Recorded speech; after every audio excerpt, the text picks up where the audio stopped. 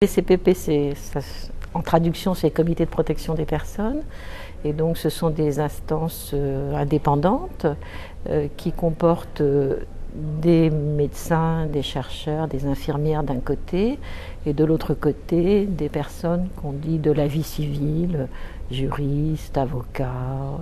représentants des malades, et qui ont pour objet d'étudier les protocoles de recherche avant qu'ils démarrent,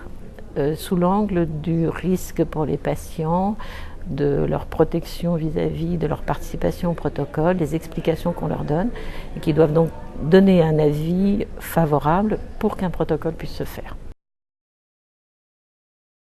En fait, la France est assez en avance et a créé depuis déjà longtemps ces structures qui doivent permettre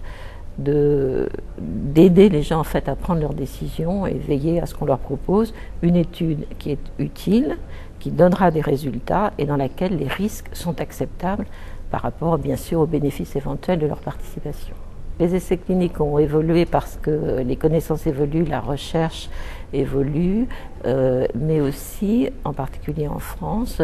on a donné au comité des responsabilités plus importantes puisqu'on leur a permis maintenant de regarder des essais qui sont à la limite du soin, de la prise en charge du patient dans sa pathologie et de recherche avec des risques pas très importants mais qui sont quand même de la recherche. Et ça, c'est au bénéfice des patients, ça permet de bien voir et de bien vérifier ce qui est proposé, comment surtout on explique aux gens les finalités, l'intérêt, l'importance des essais. Sur un groupe de 14 personnes, donc il y a 7 personnes qui sont plutôt sur le versant prise en charge des patients parce que médecins, infirmières, et puis 7 personnes donc, qui sont plus extérieures à la prise en charge et dans lesquelles on a donc 2 représentants des associations de patients.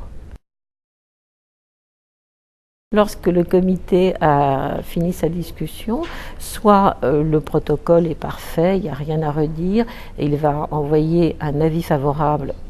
au demandeur qui pourra commencer sa recherche. Ce cas est assez rare. Bien souvent, il y a des explications complémentaires à demander, des modifications à faire sur la manière d'informer les patients. Et donc, toutes ces données recueillies pendant la discussion vont être transmises au demandeur. Et lorsqu'il aura répondu, et si les réponses sont satisfaisantes, bien sûr, il aura son avis favorable.